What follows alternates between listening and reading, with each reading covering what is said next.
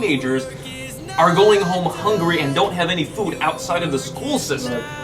And so one of the ways that the schools being shut down is affecting many young people, at least in the inner cities. Maybe for those who are well fed, maybe it doesn't really matter to them as much and it's not as big of a deal. But for the communities that are hurting and there's a lot of poverty, a lot of these teenagers that are growing up in broken homes don't have food.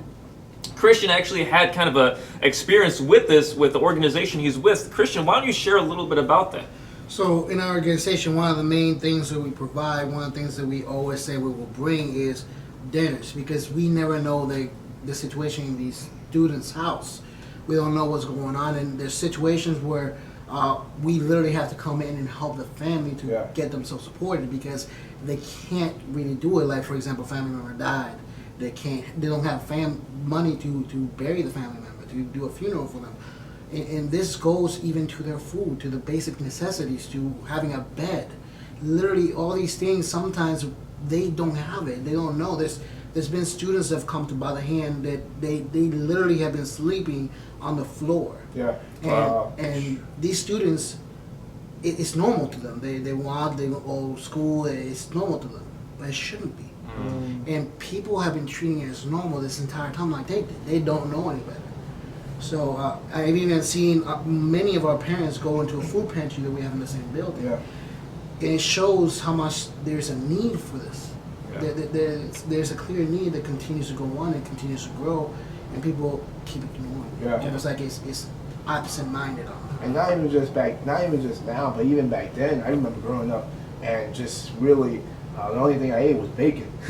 and it sucked. But the thing is, man, the reason why I like going to school so much was because I'm going to eat food at school. I'm going to eat lunch. I'm going to eat breakfast.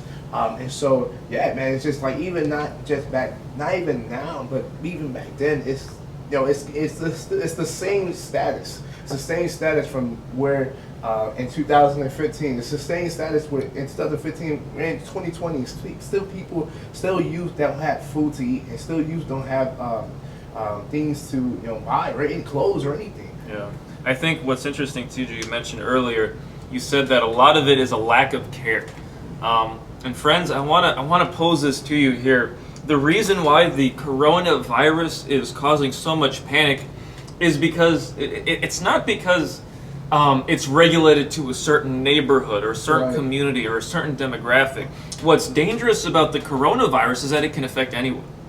Okay, what's dangerous about the coronavirus is that it can affect people who are rich, people who have money, people who will live in well-off neighborhoods. And again, I'm not saying if you have money or whatever that there's something wrong with you. I'm just saying because the coronavirus can affect anybody and everybody, right? Anybody can be exposed to it and possibly catch it. That's what's driving a lot of the fear. But here's what's interesting. Many people who are already experiencing heartache, turmoil, pain, going without food, coming to school because they're hungry, see, that doesn't affect somebody else who has their life together. Yeah. Who has their life all in order, right? That doesn't affect necessarily the doctor downtown or the lawyer or this person or that person. I'm just being real here.